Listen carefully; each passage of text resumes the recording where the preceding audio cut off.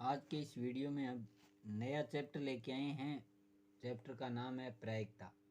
तो सबसे पहले हम प्रायिकता को ज्ञात करने के लिए इसका हमें सूत्र का पता होना चाहिए। तो जैसे नंबर 1, प्रायिकता को हम पी के द्वारा लिखते हैं और घटना ई के लिए प्रायिकता का सूत्र होता है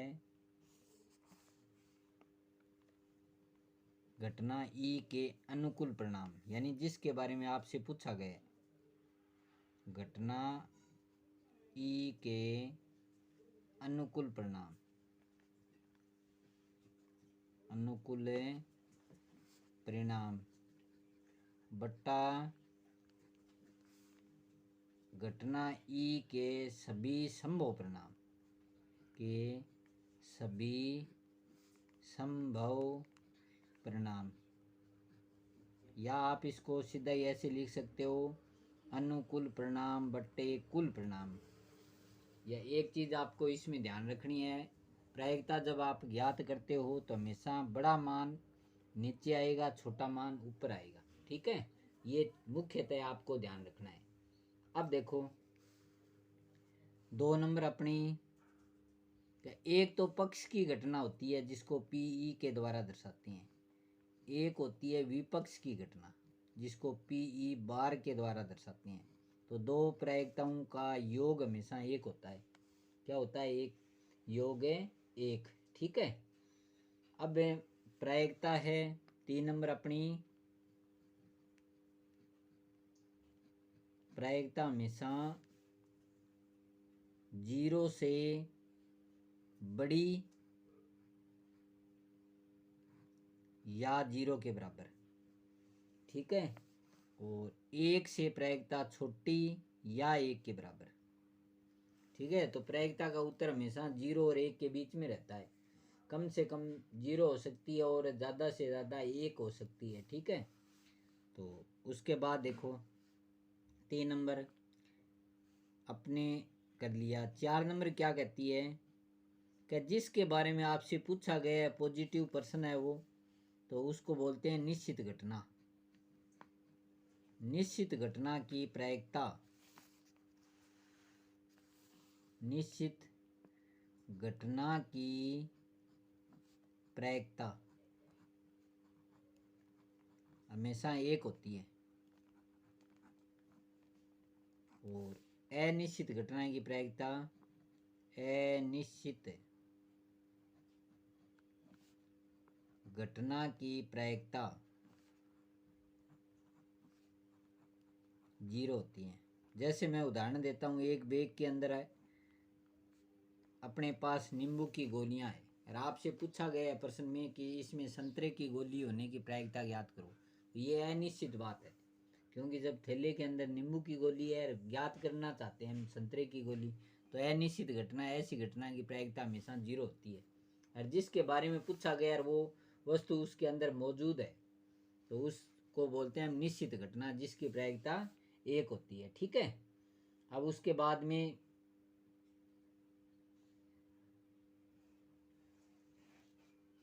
5 नंबर, अब कोई घटना है, जैसे अपने पास कोई घटना दे रखी है तो लिखेंगे वह घटना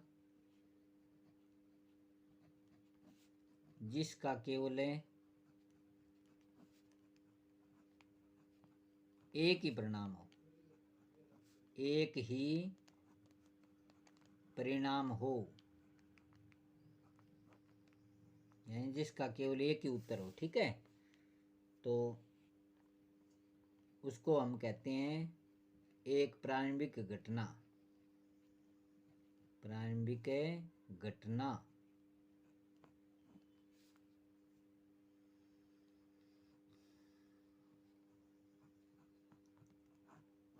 अब उसके बाद देखो, किसी प्रयोग की जितनी भी घटना है उन सब का योग कितना होता है? प्रायिकताओं का योग 1 होता है।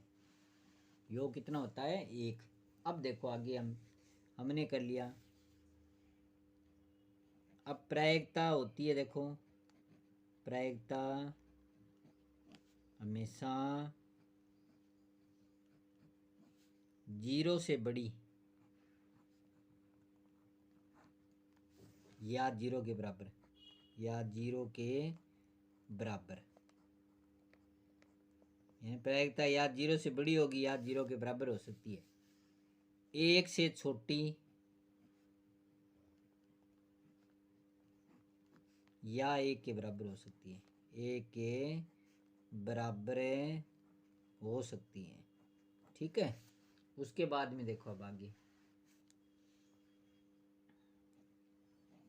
इसका मतलब ये हो गया प्रायिकता है वो कभी क्या नहीं होती, ऋणात्मक, यानी प्रायिकता का उत्तर कभी माइनस में नहीं आता। तो प्रायिकता कभी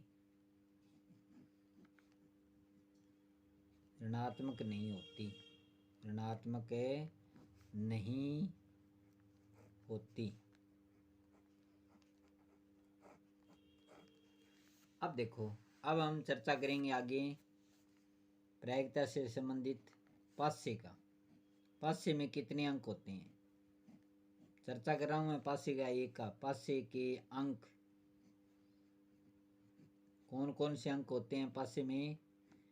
1, 2, 3, 4, 5, 6, अर्थात लुड्डे में कौन से अंक है। सबसे पहले चर्चा करूं मैं विषम अंक कौन कौन से हैं। विषम अंक छोटे से छोटा 1, फिर 3, फिर 5। सम अंक जिसमें 2 का भाग जाता है, सम अंक ये आ गया 2, 4, 6। उसके बाद आता है अभाज्य अंक।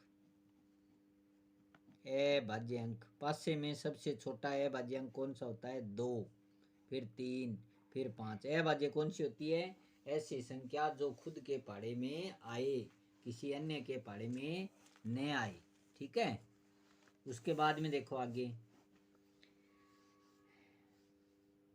विषम आ गया, सम आ गया, अभाज्य अंक आ गया, ये तो आ गई सारी। उसके बाद 9 नंबर देखो, सिक्के के पहलू। केवल एक बार करें हम, सिक्के के पहलू।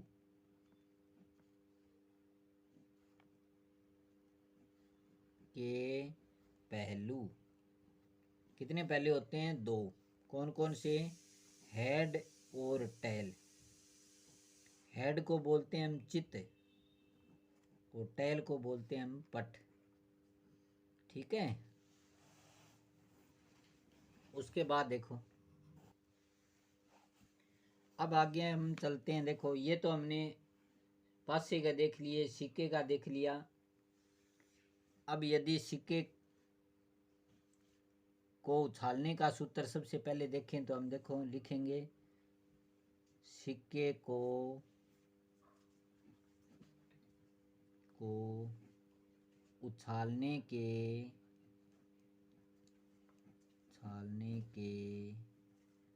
सभी संभव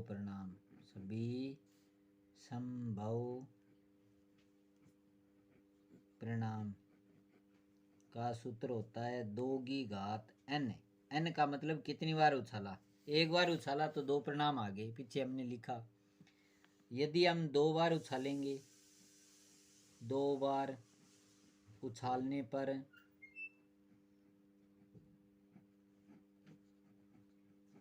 तो अपना आ गया 2 की घात 2, अर्थात 2 की घात 2 का मतलब 4 परिणाम। कौन कौन से? दोनों सिक्कों में हेड आ सकता है, हेड टेल आ सकता है, टेल हेड आ सकता है, या दोनों सिक्कों में टेल आ सकता है। ये परिणाम आएंगे। ठीक है, उसके बाद सिक्के को यदि आप 3 बार उछालो तो 3 बार उछालने पर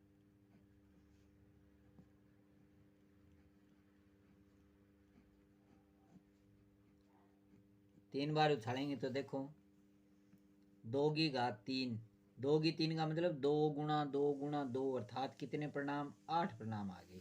अब आपको याद करना है, देखो कैसे याद करोगे। आप शुरू हो जाना, तीनों में हेड ले लेना पहले, फिर लास्ट वाला चेंज करते जाओ, हेड हेड टेल, फिर आप लिखोगे हेड टेल टेल, फिर आप लिखोगे तीनों में टेल। हो गया ये। अब वही प्रक्रिया पहले वाली दोहराओ, टेल टेल हेड, फिर लिखेंगे टेल हेड हेड, तीनों में हेड पहले लिख दिया, तो ये टोटल परिणाम अपने हो गए 1 2 3 4 5 6। अब 2 और बच गए, तो एक बार टी बीच में और एक बार हेड बीच में। ये टोटल कितने परिणाम हो गए? 8 परिणाम। ये आपको याद रखने हैं। अब देखो आगे, अब हम चर्चा करते हैं ताश के पत्तों की। किसकी चर्चा करते हैं? ताश के पत्तों की। देखो ताश में कुल कितने पत्ते होते हैं? 52। ध्यान से देखना मेरी बात। इसको मैंने 2 भागों में बांट दिया। पहला भाग 26 पत्ते हैं वो लाल रंग के होते हैं, 26 पत्ते हैं वो काले रंग के होते हैं। ठीक है। उसके बाद देखो आगे, इनको भी मैंने 2 भागों में बांट दिया। लाल को 13 पत्ते पान के और 13 पत्ते किसके? ईंट के। ये दोनों ही लाल रंग के होते हैं। ये भी 2 भागों में काले रंग में, तो 13 पत्ते चीड़ी और 13 पत्ते हुक्म के। अब देखो इनको भी हम कैसे बांटेंगे, देखो ध्यान। जो 13 पत्ते पान के होते हैं उनमें देखो एक तो होता है गुलाम। गुलाम को हम जे के द्वारा दर्शाते हैं। एक होता है बेगम, जिसको हम क्यू के द्वारा दर्शाते हैं। एक होता है बादशाह, जिसको हम के द्वारा दर्शाते हैं। और एक होता है इक्का। ठीक है। ये जो पत्ते होते हैं गुलाम, बेगम और बादशाह, इनको बोलते हैं तस्वीर वाले पत्ते। क्या बोलते हैं इनको? तस्वीर वाले पत्ते। इक्का होता है ना, उसको तस्वीर वाला पत्ता नहीं बोला जाता, अर्थात फेस कार्ड वाले पत्ते। तो इसी प्रकार ईंट की कंडीशन देखो, एक गुलाम, एक बेगम, एक बादशाह, एक गुलाम,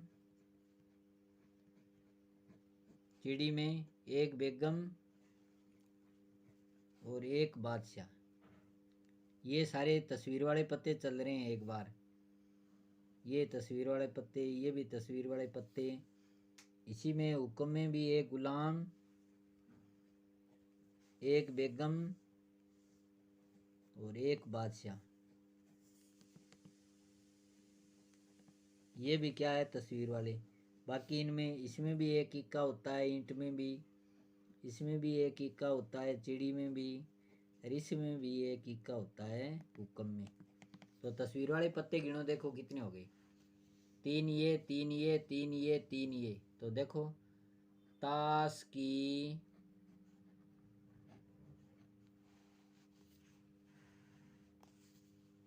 गड्डी में कुल 12 पत्ते तस्वीर वाले होते हैं। कितने पत्ते? 12 पत्ते तस्वीर वाले होते हैं, जिसमें से देखो 6 पत्ते लाल और 6 काले। ठीक है। इसी प्रकार ताश की गड्डी में कुल 4 इक्के होते हैं, 4 इक्के, जिसमें से 2 काले 2 लाल रंग के होते हैं। ठीक है। ये हो गया आपका इस अभ्यास का मुख्य बातें मैंने आपको बता दी। अब हम इस अभ्यास को शुरू करने जा रहे हैं 15.1 को। अब देखो 15.1 क्वेश्चन नंबर 1 दे रखा है कि निम्नलिखित कथनों को पूरा कीजिए। आपके पास पहला खाली स्थान को पूरा करना है। ऐसे लिखा हुआ है, देखो घटना ई की प्रायिकता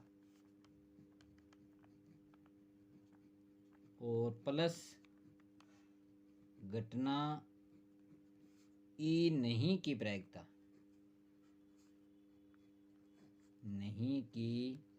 प्रायिकता। आगे पूछा है बराबर है, तो दो प्रायिकताओं का योग मैंने आपको बताया क्या होता है, एक होता है। उत्तर आ गया इसका एक।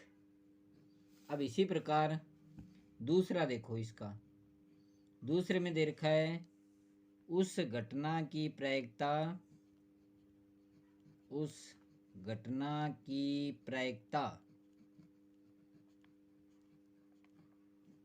जो घटित नहीं हो सकती, घटित नहीं हो सकती। अब जो घटित नहीं हो सकती तो ऐसी घटना को क्या कहते हैं, हमें असंभव घटना। क्या कहते हैं, ऐसी घटना को हमें असंभव घटना। ठीक है। और उस घटना के जो घटित नहीं हो सकती उसकी प्रायिकता क्या होगी, जीरो है। क्या है उसकी, जीरो। और ऐसी घटना क्या कहलाती है, ऐसी घटना असंभव घटना कहलाती है। क्या कहलाती है, असंभव घटना। ठीक है, कहलाती है। अब 3 नंबर देखो, इसके अंदर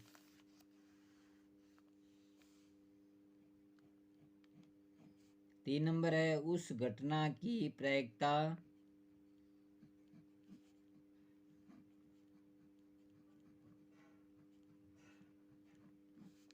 जिसका घटित होना निश्चित है, घटित होना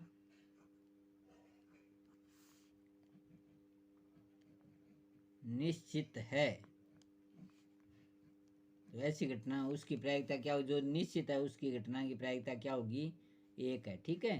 और ऐसी घटना क्या कहलाती है, संभव घटना या निश्चित घटना। ऐसी घटना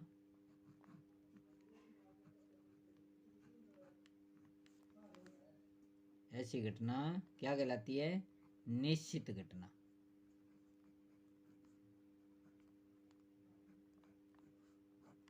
या संभव घटना कहलाती है। ठीक है। अब 4 नंबर देखो, इसका 4 नंबर में मैंने क्या लिखा है आपको, कि किसी प्रयोग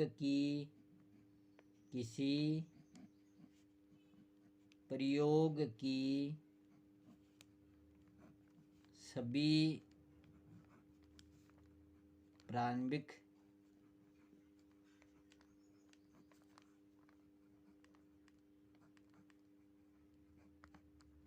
घटनाओं की प्रायिकताओं का योग खालिस्तान है। प्रायिकताओं का योग यानी योग आ जाए, जोड़ का मतलब दो प्रायिकताओं का योग हमेशा एक होता है। क्या होता है, एक योग है एक। ये प्रश्न 2012 में आया था वार्षिक परीक्षा के अंदर। ठीक है। अब इसका है बस खालिस्तान का लास्ट है 5 नंबर। अब देखो मैंने पीछे लिखा है आपको कि किसी घटना की प्रायिकता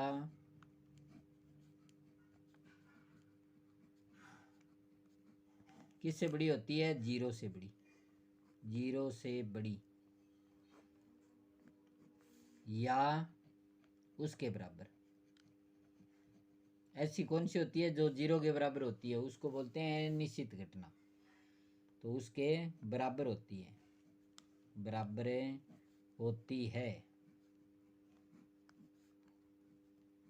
तथा एक से छोटी